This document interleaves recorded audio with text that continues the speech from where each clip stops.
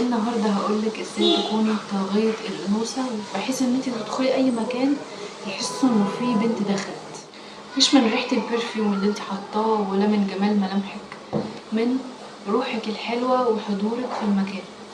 الروح الحلوة طلعت أقوى تأثيرا من جمال الملامح. ازاي أخلي روحي حلوة وأنوثتي طاغية في أي مكان؟ مبدئيا كده يا جماعة لبست نبيتي أهو، يعني عشان بقى الفيديو النهاردة عن الأنوثة وكده، فحبيت إن أنا يبقى جو الفيديو مناسب مع اللبس بتاعي.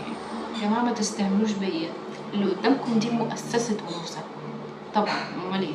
مبدئيا كده يا جماعة في قاعدة لازم نتفق عليه، حاجة يا جماعة لازم نبقى فاهمين ان اللي بيحب يعمل حاجة بيستمر عليها. بمعنى مثلا انا فتحت قناة على اليوتيوب وانزل فيها على طول، ومش مستنية مثلا 100,000 ولا 200,000 ولا مليون يتفرجوا عليا. انا بحب اليوتيوب وهفضل مستمرة فيه واعمل فيديوهات لان انا بحب اعمل الحاجة دي. فلازم نكون فاهمين ان اللي بيحب حاجة بيستمر ويعملها. نفس الكلام وركزوا معايا كويس، حبك ككونك بنت او انثى ده بيخليكي تستمري انه اتعامل بطبيعتي كده كبنت يعني. فالسر ان انتي تحبي ان انتي كونك بنت عاملي على هذا الاساس. وعايزه بس اقول تنويه بسيط كده او حاجه عشان بس الناس ما تفهمش الفيديو بتاعي غلط. الحاجات اللي انا هقولها النهارده يا جماعه في الفيديو، في حاجات هقول لكم تنفع ان هي نعامل بيها الناس كلها، وفي حاجات معينة احنا حرام كبنات نتصرف بيها مع يعني ناس غرب او مش ناس غرب، رجالة غرب، عشان مش كل التصرفات الأنثوية تنفع ان هي تتعمل قدام ناس او قدام يعني رجالة غرب. هبدأ بالحاجات اللي ينفع نتعامل بيها مع كل الناس، ودي حاجات يعني مش غلط. اول حاجة يا جماعة الصوت الهادي. هل ان انا اقعد اتسهتن بقى ووطي صوتي واتدلع في الكلام؟ امهات دايما كانوا ينصحوا بناتهم يا بنتي ما تتكلميش بصوت عالي قوي، يعني الصوت العالي قوي ده حتى مزعج. فعشان يبان تون صوتك الطبيعي كبنت لازم تتكلمي بهدوء. يعني مثلا انا هديكم مثال دلوقتي. بصوا، انا اسمي روضة، فيديو النهارده يا جماعه مش عارفه ايه، خلاص. ازيكم يا حلوين؟ فيديو النهارده بيتكلم عن، بصوا الفرق، يعني التجعير او الصوت العالي والكلام بصوت هادي وواضح وكده اظن فهمتوا الفرق. عايزين تبقوا كده ولا عايزين تبقوا كده؟ اكيد عايزين تبقوا كده، صح؟ فدي اول حاجه، الصوت الهادي او الصوت يعني فيه هدوء شويه. وانا قاعده في درس ولا في مكان محدش سامعني او الصوت عالي قوي فلازم اتكلم بصوت عالي عشان الناس تسمعني؟ لا، انت مش لازم تتكلمي بصوت عالي عشان الناس تسمعني. طب ازاي؟ مثلا انا دلوقتي حاجه كده زي تقريبا اتيكيت او حاجه شبه كده. مثلا لما تبقى في ناس كتيره بتتكلم وانت مش عارفه تتكلمي عشان صوتك مش هيطلع وكده، عشان بتتكلمي بهدوء ما تعليش صوتك، سيبي اللي حواليكي يهدوا. اللي هو مثلا زي لما الميس تبقى عماله تتكلم وفي فصل كبير قوي عمال يتكلم برضو في نفس الوقت، فهي عشان تسكتهم بتعمل ايه؟ بتروح ساكتة خالص عن الكلام بحيث ان هما يلاحظوا انه الميس اتضايقت او الميس عايزة تتكلم. ف بيلاحظوا كده فبيسكتوا فهي بتتكلم. نفس الكلام بتفضلي مثلا لو انت هتجاوبي سؤال مع المستر او هتتكلمي في اي مكان، تستني لغاية ما الكل يهدى كده وتقولي كلامك، او تدي زي تنبيه ان انا يا جماعة هتكلم دلوقتي فوطوا صوتكم عشان اعرف اتكلم. نفس الكلام، لكن بلاش الصوت العالي عشان مزعج حتى. رقم 2 يا جماعة، ودي نقطة برضو مهمة جدا جدا. بصوا، هو أي نصيحة في فيديو النهاردة يعني مهمة قوي، ولو طبقتوها والله العظيم هتلاقوا فرق في شخصيتكم كده وهتبقوا فعلا بنات، يعني حاجة كده جميلة وناعمة. وده اللي احنا عايزينه أكيد. مع الحياء أو الخجل أو الكسوف، أساس البنت يا جماعة إن هي تكون بتتكسف او عندها شيء من الحياء، تمام؟ عشان والله العظيم يا جماعه بنات اليومين دول ده واقع، تمام؟ بيدخلوا في وسط الولاد عادي يتكلموا ويهزروا مع ده ويتكلموا مع ده عادي. فيا جماعه ده غلط، واكيد طبعا في ديننا حرام ان احنا نختلط بولاد من غير ضروره، يعني الهزار وكده ده اصلا ما ينفعش، تمام؟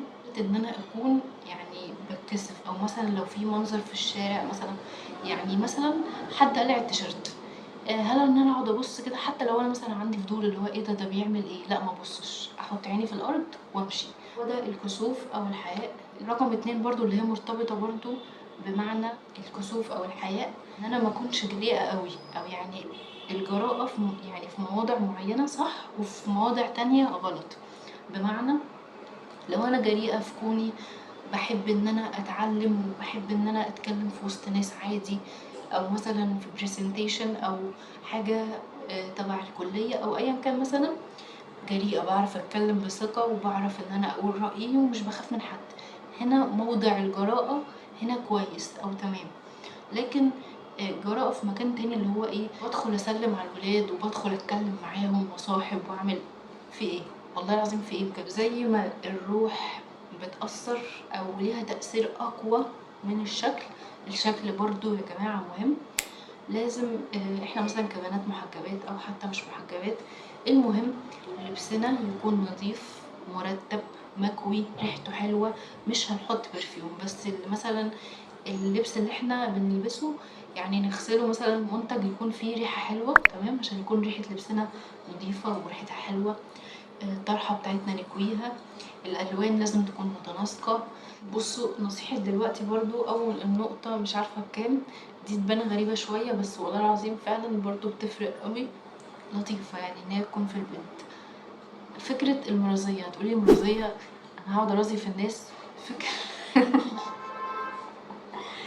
يعني ايه بيسموه النكش. النكش دي او ان انتي تهزري مع الناس دي، هحدد لك ناس معينة عشان بس ما تمشيش تهزري مع الناس كلها في الشارع، عشان انا عارفة ان في ناس نسبة الذكاء عندهم عالية قوي ما شاء الله.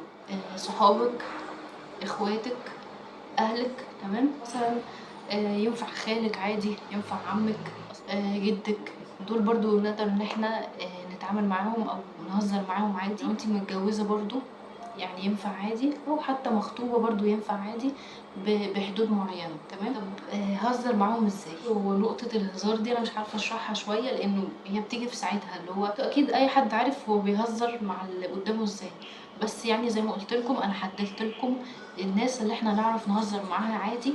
ده برضو بيخلينا اللي هو ايه، شخصيتنا ظريفة كده وحلوة، ومن ضمن الأنوثة طبعا. بنيجي للحتة اللي معظمنا بيبقى يا إما بيفهمها غلط وبيطبقها غلط، يا إما عشان بيفهمها غلط أو بيطبقها غلط فما بيعملهاش أساسا. حتة الدلع. طيب الدلع بمختصر كده عشان نبقى بس فاهمين، الدلع ينفع تدلعي على الناس اللي حلال ان انت تدلعي معاهم، فهمتي؟ عشان بس ايه نبقى فاهمين. يعني مثلا زي مين؟ زي مثلا اخويا، زي ينفع مثلا مامتي او اخواتي او صحابي. اتدلع ازاي؟ في حاجتين يا جماعه، واسمحوا لي ان انا اتكلم باللغه العربيه في النقطه دي، الاسف والرجاء. ايه بقى؟ للاسف مش طول الوقت هيكون ايه بالطريقه اللي انا هقول لكم عليها، او الرجاء برضو مش هيكون بنفس الطريقه اللي هقول لكم عليها. ساعات مثلا لما تيجي تتاسفي لحد، او مثلا اتخانقت انا وماما تمام، وانا رايحه اعتذر لها عشان يعني نحل الموقف اللي بينا، عشان لو مثلا احنا ساعات الافعال دي بتخلي اللي قدامنا يرق شويه لينا خلاص يمشي الموضوع. مثلا لمامتك وتبقى عارفه عامله زي الطفل شويه كده قاعده ساكته وتبص لها كده، ماما انا اسفه. في حاجتين، ممكن يا اما تبص لها كده زي يعني بهدوء كده كأنك طفل تمام، تبص لها ماما انا اسفة، او ممكن تقربي منها شوية تحط ايدك على كتفها كده تقول لها ماما انا اسفة كده، الطريقة اللي هو ايه طفولية شوية. ساعتها لو في بينكم خناقة كبيرة شوية ده هيخليها اللي هو ايه خلاص بنتي بقى وايه يعني ايه خلاص هسامحها. الطريقة يا جماعة بتفرق. مثلتهولكم مع ماما ينفع مع، لو انا مثلا متجوزه عادي خطيبي لا طبعا، مع بابايا او مع اخويا او اخواتي او صحابي. الرجاء خلاص. يعني ايه الرجاء؟ يعني مثلا انا عايزه طلب برضو من ماما، انت عايزه تطلعي رحله مع اصحابك او رحله مدرسيه، خلاص هتروحي لمامتك هتروحي تقولي لها ايه يا ماما انا عايزه اطلع الرحله دي، خلاص انت قلت لها يوم الاحد قالت لك لا، قعدت تقولي لها كتير برضو مش مقتنعه او خلاص يعني هي برضو رافضه، هتروحي لها برضو يوم الاثنين. غيرنا المكان عشان ظروف طارئه تمام، ضيوف بره، فجيت بقى في اوضه السفره، فهروح اقول لها يوم الاثنين بقى يعني بضعف كده شويه، او اللي انا محتاجالك يا ماما، معلش يا ماما انا عايزه اطلع الرحله دي وكده. ومثلا ممكن برضو تمسكي ايديها كده وتقولي لها معلش ومش عارفه ايه، عشان خاطري وبتاع. برضو حاجة ساعات الافعال دي عشان هي مثلا ماما او صحابي ست زيي تمام ممكن ما تتأثرش قوي، لكن لو مثلا مع جوزي مثلا خلاص عشان نبقى الشخص اللي قدامي ده جوزي مش زميلي في الشغل تمام. زي ما قلت لكم زي الاسف او الرجاء الطريقة دي بتأثر في الراجل اكتر من الست عشان دي ست زيكم، فالطريقة دي ممكن ما تأثرش فيها قوي تمام. كمان افتكرتها يا جماعة، برضو هنمثل مثلا المشهد ده على ماما تمام، وزي ما قلت لكم ان بيبقى تأثيرها اقوى على جوزك. ونظرة اللي هو الرجاء او البراءة وانت بتبص لمامتك كده اللي هو ايه، وتفتحوا عينيكم شوية كده ونظرة براءة لازم تتعلموها، لان دي هتخليكم تمشوا حالكم يعني كتير قوي. طب معلش يا ماما ومش عارفة ايه وكده، خلاص عشان برضو مامتك يعني وكده. فزي ما قلت لكم نقطة الدلع دي يا جماعة ليها تأثير برضو قوي جدا. دي مش اخر حلقة في سلسلة يكون عندي انوثة طاغية تمام، هصور لكم برضو جزء تاني وتالت عن الموضوع ده عشان نتكلم فيه اكتر واكتر. وبس كده، بتمنى يكون عجبكم فيديو النهاردة، ما تنسوش تحطوا لايك وسبسكرايب وتقولوا لي رأيكم في الكلام اللي انا قلته النهاردة ومقتنعين بيه ولا لأ. وبس كده، باي باي.